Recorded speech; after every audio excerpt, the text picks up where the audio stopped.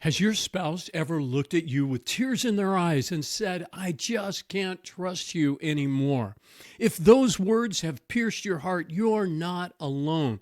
I'm speaking today to couples who are in a difficult season, people whose spouses or partners have expressed that they feel unheard, deprioritized, and because of that, feel that they are unable to trust. If your spouse has told you that you're selfish, that you choose your wants and needs over theirs, or that they can't count on you to follow through, this message is for you. Hi, I'm Kelly DuPay, pastor, police chaplain, Christian marriage coach, and author of the book, Turn It Up, How to Have the Lifelong Marriage That You Really Want.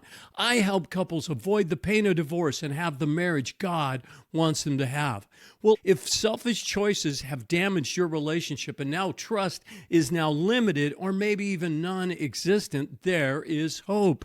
God specializes in restoration and your marriage can heal, but it requires action that you need to take every day that is rooted in wisdom from God's word. So today we're going to focus on one simple but powerful thing that you can do to begin rebuilding the trust that's been broken.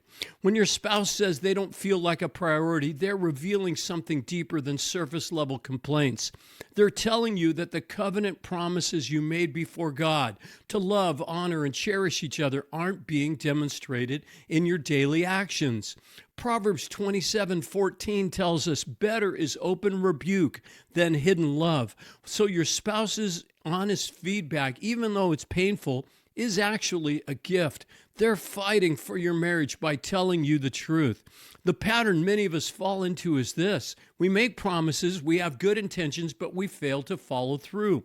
Each broken promise, whether it's fixing a leaky faucet, having an important conversation, picking up something from the store, or simply doing what we said we do, when you forget to do that or when you fail to do it, it chips away at the trust your partner has in you. Ecclesiastes 5 verse 4 says that it is better not to make a vow than to make one and not fulfill it. This isn't just about making promises to God. It's about the integrity of our word in all our relationships, but especially in your marriage. So let me make a suggestion that's beautifully simple. But before I do that, I want to let you know that I have a free couples communication guide that I want to send to you.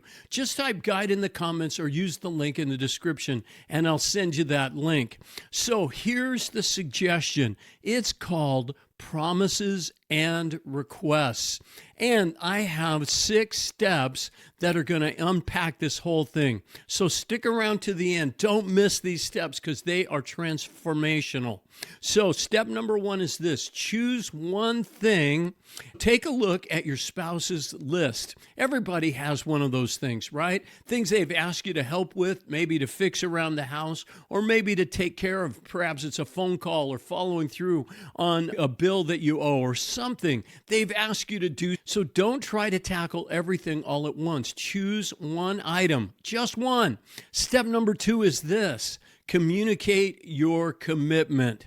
So what you're going to do is tell your spouse which item you've chosen and then give them a specific deadline for when you'll complete it. Be realistic. If you think it's going to take 2 hours, give yourself 3. If you think you can do it this week and maybe say by next Tuesday. But here's the thing. You choose one thing that you know your spouse wants you to do. And maybe it's a simple thing that you can do in 10 minutes, but it doesn't matter. Pick one thing that they have been really wanting you to take care of and then tell them, I will do that by, and then give them a time. I will do that today, or I'm going to do that before you get home from work today, or I'll do that this weekend. You can count on me is what you're saying. Here's when it's going to be done. And then step number 3 is simple. Honor your word. Complete the task by the deadline you promised. Not a day later, not, well, I'll get around to it. I'll get to it soon, but by the exact time you committed to. This strategy is rooted in Matthew 5, verse 37, where Jesus says, let your yes be yes and your no be no. Your spouse or partner doesn't need grand gestures if they're struggling to trust you. They need to see that your word has value. They need evidence that when you say something, they can count on it. And I love that word accountability. Okay, I want to be accountable to you, or I'm going to hold you accountable is the way we use it.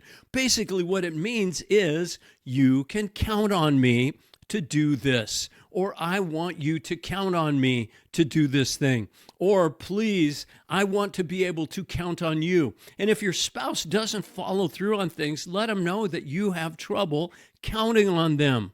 So what am I saying here? Honor your word. Get it done by the time you committed to. This is a huge step, but it's going to make a big difference in your relationship. Step number 4 is repeat this process. Once you've successfully committed to and then completed the first task on time, choose another one, then another. You're not just checking items off a list. You're rebuilding a foundation of trust, one promise at a time. Promises made, promises kept. This simple exercise addresses something profound. It's the call to sacrificial love that God places on every married person. Ephesians 5:21 says to submit to one another out of reverence for Christ. This mutual submission then is demonstrated in verse 25 of Ephesians 5. It says, husbands, love your wives just as Christ loved the church and gave himself for her. And I would suggest this applies to wives too. You need to demonstrate your love for your spouse with a sacrifice. So the things that you're committing to are hard. If you've got to put aside something in order to get it done, do that as a sacrifice unto the Lord, but also for the love that you have for your spouse or partner. Notice that Jesus' love for us is demonstrated through his sacrifice. He didn't just say he loved it, he demonstrated it and gave himself for us. Well, your spouse needs to see your love demonstrated through your faithful action. By the way, are these points helpful? If so, subscribe now so you can get all my daily short and weekly longer videos. So let's review. You've picked something your spouse wants you to do. You've told them when you're going to have it completed. You've followed through and you finished it on time. And now you're doing this again and again. I've got 2 more steps I want to tell you that are really powerful. Step number 5 is this: examine your heart. As you complete these tasks, pay attention to your internal resistance. Do you feel resentful? Do you think these requests are unreasonable? This resistance reveals areas where pride might be blocking your ability to love your spouse in the way he or she wants you to. James 4:6 says, God resists the proud, but gives grace to the humble. When we approach our spouse's request with pride, we think we know better or that their needs aren't important. And when we do this, we're actually positioning ourselves against God's grace. But when we humble ourselves and serve willingly, God provides the grace we need to love well. When we fail to honor our spouses through faithful action, it actually affects not only your relationship with your husband or wife, but your relationship with God. And then step number 6 finally is this: pray for perspective. Before you begin each task, pray and ask God to help you see it not as a burden, but as an opportunity to demonstrate Christ's love to your spouse. Ask the Lord to transform your heart from self-centeredness to servant-hearted love. Remember, this isn't about earning your way back into your spouse's good graces. This is about becoming the person God has called you to be. Someone whose word can be trusted, whose love is demonstrated through action, and whose character reflects the love of Jesus.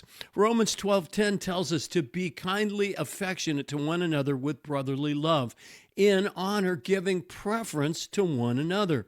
Well, in a marriage relationship, this means consistently choosing to prioritize your spouse's needs and honoring them through your action. Your assignment is simple, but it might not be easy. Choose one item from your spouse's list today. Tell them when you'll complete it, then do it, and let this be the first step in rebuilding the trust that's been broken. Your marriage is worth fighting for. Your spouse is worth the effort, and God is faithful to help you become the husband or wife He wants you to be. Let's pray together. Heavenly Father, I pray that you would help the couples watching this video to see their spouses through your eyes. Give them the humility to serve, the integrity to keep their word, and the perseverance to rebuild what's been broken. Transform their hearts and restore their marriages for your glory. In Jesus' name, amen.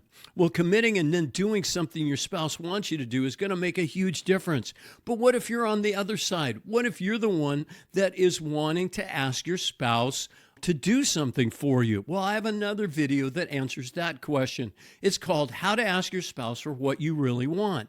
It's on the screen, and the link is also in the description, so check it out. I think you'll find it very, very helpful.